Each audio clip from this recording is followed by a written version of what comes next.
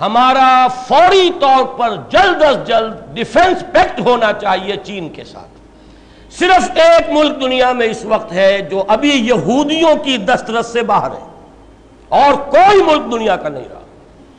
روس کے ٹکڑے یہودیوں نے کروائے اور بغلے بجائی ہیں اور کہا اب پورے روس کے یہودیوں کو آ جانا چاہیے اسرائیل کے اندر۔ یہ کیا وجہ؟ اب یہ بول رہا ہے کہ کس کی اسکیم ہے، ان کے ہاتھ کتنے لمبے ہیں۔ ایک سپر پاور کو اس طرح کرمبل کیا ہے اپنے ہاتھوں کہ خود نخچیر کے دل میں ہو پیدا ذوق نخچیری، جادو وہ جو سر چڑھ کر بولے۔ یہ اللہ تعالیٰ کی طرف سے ہے، حالات ہیں، یہ بھی اس کی تائید کا مظہر ہے کہ اس کے ساتھ ہمارا معاملہ درست رہا۔ یہ بھی اللہ کی خصوصی مشیت ہے کہ اس کے ساتھ ہمارا زمینی رابطہ، یہ شاہراہ ریشم بنی، یہ معجزات میں سے ہے، ونڈرز آف دی ورلڈ میں سے شمار ہو سکتا ہے اس کا، اس میں کوئی تاخیر نہیں ہونی چاہیے۔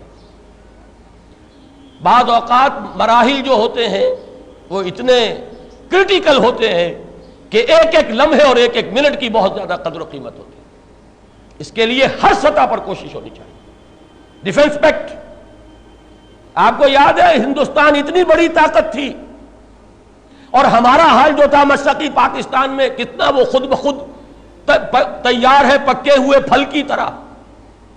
دیکھیے پڑتا ہے آخر کس کی جھولی میں فرنگ، وہ تو ہمارے انتشار کی وجہ سے مشرقی پاکستان خود بخود ایکسپلوڈ ہو رہا تھا۔ پھر بھارت کتنی بڑی طاقت، پھر بھی اس نے جب تک اسی وقت اسی موقع پر 20 سالہ دوستی کا معاہدہ روس کے ساتھ نہیں کیا، اس نے جرأت نہیں کی تھی آگے آنے کی۔ 20 سالہ معاہدہ اور ابھی اس کی تجدید ہوئی ہے، اس لیے کہ سن 71 سے 91 ابھی تو ختم ہوا ہے، وہ عین اسی وقت کیا تھا معاہدہ۔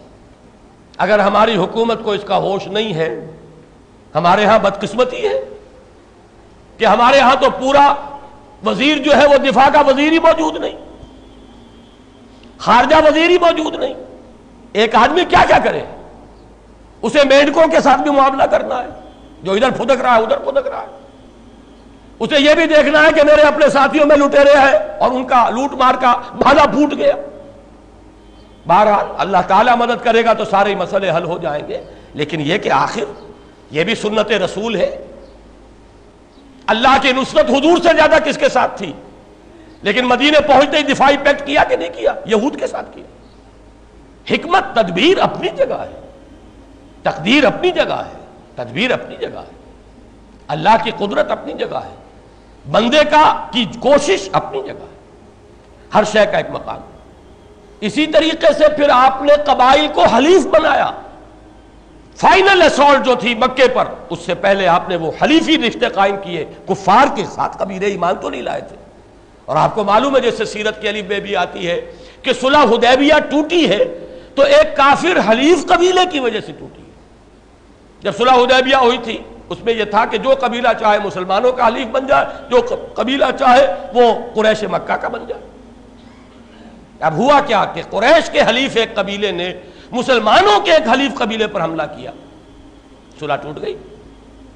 پھر حضور نے صلح کی تجدید نہیں کی، خاموشی کے ساتھ آپ نے، انتہائی رازداری کے ساتھ آپ نے وہ جو تھا فتح مکہ کے لیے تیاری کی ہے کہ ایک صحابی سے ذرا سی غلطی ہو گئی تو سورہ ممتحنہ کا اکثر و بیشتر حصہ اسی پر نازل ہوا۔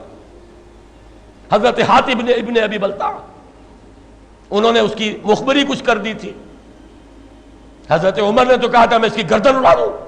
حضور نے فرمایا عمر جانتے نہیں یہ بدری ہے، اس سے خطا ہو گئی ہے، اللہ تو معاف کر چکا ہے خطا، لیکن خطا ہوئی، اللہ نے بچایا، حضور کو اطلاع دے دی کہ وہ تو خط جا رہا ہے اس عورت کے ذریعے سے، آپ کے ایک ساتھی سے لغزش ہو گئی ہے، غلطی ہو گئی، حضرت علی کو بھیجا ہے آپ خط برآمد کر کے لائے۔ اس کا بھی تعلق ہے میرے اگلے نقطے سے، حضور کی حدیث ہے استعینوا علی الحوائج بالکتمان، اپنے ضرورتیں اپنے منصوبوں پر کتمان کے ساتھ، اخفاء کے ساتھ مدد حاصل کرو۔ اپنے سارے کارڈ ٹیبل پر ڈال دینا یہ کوئی حکمت نہیں ہوتی، اخفاء بہت بڑی بات ہے۔ پھر عرض کر رہا ہوں حضور سے زیادہ کس کو پروٹیکشن حاصل تھی اللہ کی؟ یہ آیت تو یوں سمجھیے کہ تقریباً 9 برس پہلے 10 برس پہلے نازل ہو چکی تھی، ان اللہ یدافع عن الذین آمنوا، مدافعت کی ذمہ داری اللہ پر ہے۔ پھر بھی حضور نے یہ اہتمام کیے، پیکٹ بھی کیا، یہود سے کیا۔ آج ہمارے لیے دنیا میں اگر کوئی ایک طاقت واحد ہے وہ صرف چین کی ہے، ایک لحظے کی دیر نہیں ہونی چاہیے۔ اس میں اگر کہیں بھی ڈھل مل یقینی کا معاملہ رہا اور حیث بحث میں اور سوچ بچار میں وقت گزار دیا گیا تو گیا وقت پھر ہاتھ آتا نہیں۔ تیسری بات، وَأَعِدُّوا لَهُم مَّا اسْتَطَعْتُمْ، جتنا بھی امکان میں ہے ساز و سامان اسلحہ تیار۔ ظاہر بات ہے آج کی دنیا میں موسٹ افیکٹو ڈیٹرنٹ اگر ہے تو وہ ایٹم بم ہے، دشمن کو اگر سوچنے پر مجبور کرنے والی شے ہے۔ یہ معاملہ جو ہے یہ تو خیر دنیا میں علم نشرہ ہے کہ پاکستان کے پاس ایٹمی صلاحیت ہے، کیپیبلٹی ہے۔ اب چونکہ اس میں کتمان کیا گیا ہے اور کتمان ہے حدیث نبی کے مطابق ہے تو ہمیں نہیں معلوم، میں بھی نہیں جانتا کہ کیا ہے کیا نہیں ہے، کسی کو نہیں معلوم، لیکن یہ کہ بہرحال ہمیں وہ کام کرنا چاہیے، اس میں کوئی شک نہیں ہو سکتا، کسی کی دھوس میں نہیں آنا چاہیے۔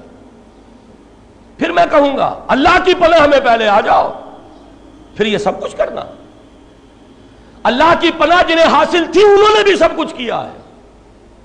اللہ کے رسول سے زیادہ تو کسی کو پناہ حاصل نہیں ہو سکتی اللہ کی، انہوں نے بھی کیا۔ اگر ہم اس کو بالکل نظر انداز کر دیں گے تو ہمارا کوئی کیا دھرا کام نہیں آئے گا۔ پہلی بات وہی ہے، اصل دفاع اللہ کا دفاع ہے، ان اللہ یدافع عن الذین آمنوا۔ نمبر 2، حلیف، اور ایک ہی اس وقت طاقت ہے۔ پوری دنیا میں ریشہ دوانی ہو چکی ہے یہود کی، پوری دنیا، صرف ایک ملک بچا ہوا، اور خوش قسمتی سے اس کے ساتھ ہمارے روابط ہیں، اچھے ہیں، ہمارا زمینی کانٹیکٹ بھی ہے۔ ابھی تک وہ امریکن پریشر کو ریزسٹ کر رہا ہے کہ میزائل ہم نے دینے طے کیے تو دیں گے، نہیں رکیں گے، لیکن اس کی ہمت بھی کچھ جواب دیتی نظر آ رہی ہے۔ اندرونی خلفشار وہاں پیدا کر دیا گیا تھا، ٹائنن اسکوائر کے اندر جو کچھ ہوا ہے وہ تو بچ گئے ہیں، بہت بڑی جانی قربانی دے کر بچے ہیں، ورنہ روس سے کہیں زیادہ گندا حشر ان کا اب ہو چکا ہوتا۔ اور فحاشی اور بے حیائی یہ تیسرا ہے ان کا۔ کھلی مارکیٹ اکانومی، سود کے ساتھ، سٹاک ایکسچینج کے ساتھ، جوئے کے ساتھ، اور کھلا سیکس شراب کے ساتھ، بے حیائی کے ساتھ، فحاشی کے ساتھ، اور آزادی کے نام پر یہ ساری چیزیں۔ خوشنما عنوان ہے آزادی، مادر پدر آزادی، اخلاقی آزادی، خدا سے آزادی، رسول سے آزادی، مذہب سے آزادی، آزادی ہی آزادی۔ یہ 3 ہتھ کنڈے ہیں یہودیت کے، پوری دنیا ان کے شکنجے میں، آپ بھی ہیں اسی کے شکنجے میں، نظام کے اعتبار سے ہم بھی اسی شکنجے میں۔ لیکن یہ کہ ابھی بچا ہوا ہے صرف ایک ملک ہے دنیا، اس کے ساتھ کوئی وقت، میں اس لیے زور شور سے یہ باتیں کہہ رہا ہوں کہ کسی طرح یہ میرا کوئی اور کسی سے کانٹیکٹ نہیں، نہ وزیر اعظم سے نہ صدر سے، آج تک صدر صاحب سے کوئی ملاقات نہیں ہوئی، ان کی شکل بھی کبھی دیکھی تھی تو صرف شورا کے زمانے میں۔ اس اعتبار سے میرا ذریعہ یہی ہے، کوئی لمحہ ضائع کیے بغیر ہر ممکن کوشش ہونی چاہیے ان کو بھی کچھ حوصلہ دیا جائے۔ ان کا حوصلہ بھی جواب دے رہا ہے۔